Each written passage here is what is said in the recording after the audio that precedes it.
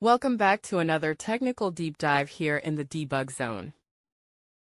Today, we're tackling a big question and breaking it down with insights from other users. Hopefully, this clears up some misconceptions and helps you get the answer you need. So buckle up, stay a little curious, and let's jump right in.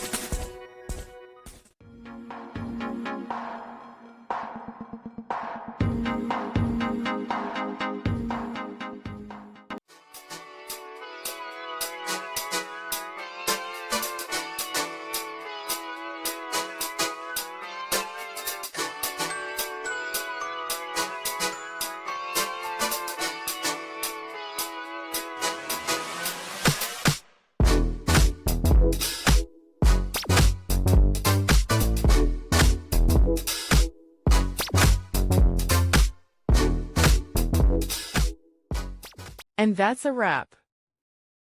I hope you found the answer you were looking for.